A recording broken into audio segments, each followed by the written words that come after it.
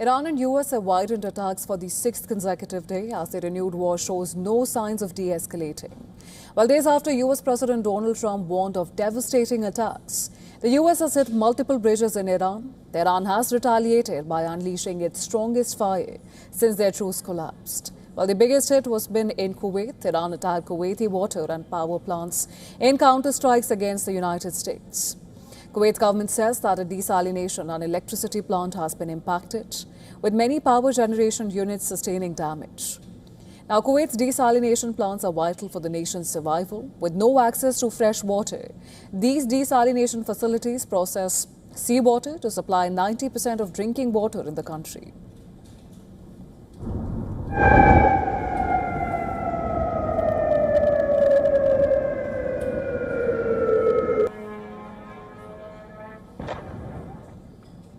Earlier in the day, Kuwait claimed that its air defenses intercepted Iranian missiles and drones targeting the country. Kuwait claims several soldiers have suffered injuries after Iranian drones targeted multiple military facilities and bases in the country. However, the Kuwaiti military hasn't revealed any figure of fatalities or casualties as of yet. Apart from Kuwait, US military bases in Qatar, Jordan, Bahrain, Oman and Syria, they've also come under heavy Iranian fire. A clear indication of how Iran has been widening its strikes. The IRGC has warned that Iran will not halt its attacks in the region until Washington stops striking Iran's southern coastline and the Strait of Hormuz. Well, Iran's retaliatory fire comes after the US bombed bridges, airports, railways in the latest round of strikes. The CENTCOM for the first time has claimed to have struck Iranian infrastructure in more than a week. Iran's state media says that at least 5 bridges have been struck in southern Iran. And all of these bridges are on routes which connect to the city of Bandar Abbas, which is the coastal city on the Strait of Hormuz. Tehran claims at least 8 people have been killed in bridge attacks by the United States.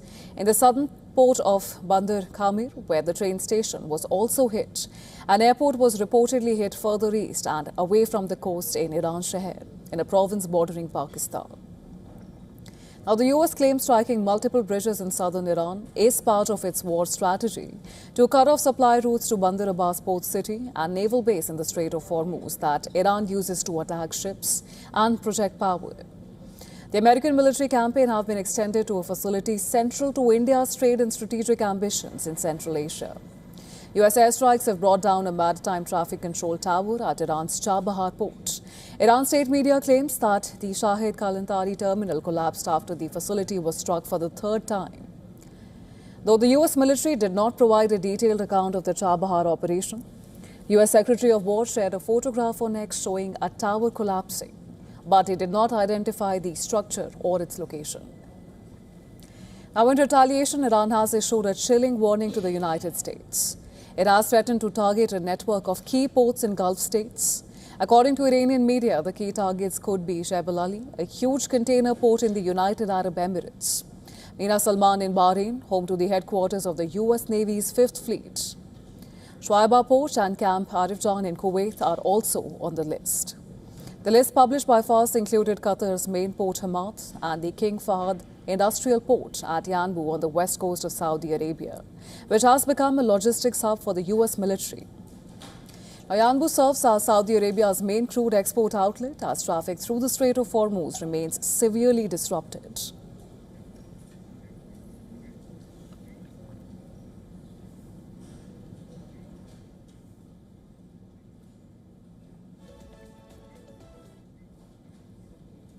And now joining us live from Ankara, Turkey is Ömer Özkızılcık. He is a non-residential fellow at the Atlantic Council and a defense analyst.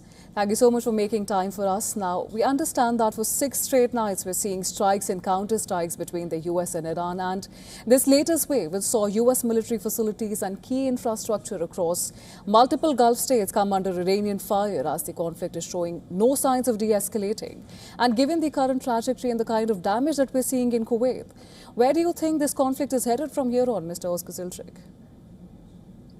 I mean, what we are witnessing now is a new era in the conflict, the Iran war. Initially, it was a joint American-Israeli aggression against Iran. Now we see that that Israel is largely sidelined and that the US is taking the lead, and that Iran is responding to quote-unquote American targets in the Gulf, even though these are not American targets, but they are politically against the US, as it targets the Gulf allies of the United States of America. So what we are seeing now is more like a controlled escalation. It is different than the initial stage where we had a flat-out war. This is more a tit-for-tat logic in which both sides continue the negotiations on the battlefield. So what we are witnessing now is basically negotiations happening not via words, but via bombs and rockets. Right, and at the moment, given this controlled escalation, as you mentioned, there is little indication that either Washington or Tehran, they're ready to return to the negotiating table. In fact, Iran has warned that the Strait of Hormuz remains an unbreakable red line, and they have responded harshly to US President Donald Trump's threats to hit Iranian infrastructure. Now, how do you see this panning out? I mean, what's happening now is a result of the US strategic failure that was initially driven by Israeli intelligence assessment. So the US is paying the price of following the lead of Israel. So as of now, the Iranian regime and especially the Iranian Republican Guard Corps, they strongly and confidently believe that they're winning this war, and that making a peace that is in the middle between the US and Iran runs against the interests of Iran. And the hardliners inside the Iranian regime, they are very confident that they can gain much more. So it's basically Iran overplaying its hand. Yes, definitely. The Memorandum of Understanding was a clear signal that the US gave several concessions to Iran, and that the negotiated text of the Memorandum of Understanding was driven by Iranian demands rather than by American. But that being said, there is a limit of how much Iran can try to expand the gains in a potential deal. And what's now happening is Iran is overplaying its hand. It is demanding too much. It's too confident, and it's miscalculating. And the Iranian miscalculation, as of now, is the main reason why the US cannot broker a deal with Iran, even though that the United States of America is very much willing to reach a deal, especially ahead of the midterm elections in the US. But this is something that the Iranian regime knows, and the Iranian regime doesn't have to consider election cycles in its negotiations with the US. So it is a very difficult situation that the American President Donald Trump put himself in by following the lead of the Israeli misleading intelligence. Absolutely, and this is a difficult situation, but how do you reach a breakthrough when both sides believe that they have the upper hand in the situation? And we know that now Iran appears to be signaling that any country which is facilitating US military operations, they could face consequences, as we have been seeing in Kuwait, Jordan, Bahrain, Syria. But is this prompting the Gulf states to also reassess their security partnerships and willingness to host US military assets going forward? Do you think there is going to be a recalibration on that front going ahead?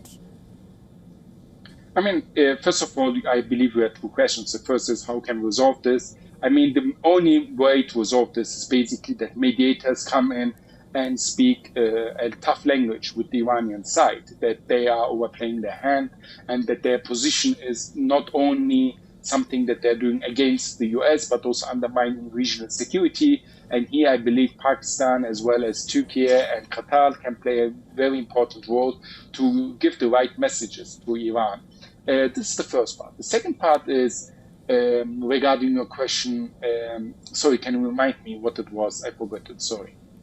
I just wanted to understand from you, Mr. Oskazilchik, if the Gulf states would also be recalibrating their association. I remember it now. Yes, I remember it now. So for the Gulf states, their entire security architecture actually is under threat. They need to get out of this war, but I believe once this war ends, they will have to come to the realization that the entire security architecture is not sustainable, because they believe having US military bases will protect them against Iranian aggressions or other external aggressions. But what it turns out to be is that the US presence in their countries is basically the main reason why they are now being hit and why their security is being threatened as of now. So this situation will force the regional states, especially Gulf states, to reconsider and to try to find a new security architecture. And in this, we see the early signs of the emergence of such a regional security structure in which mid-level, not great powers, but mid-level powers like Turkey, Egypt, Of Saudi course, we Arabia, hear you, Mr. Pakistan may Oscar Sultic, need to. but unfortunately, that's all the time we have. Thank you so much for joining us on the broadcast and share your opinions with us.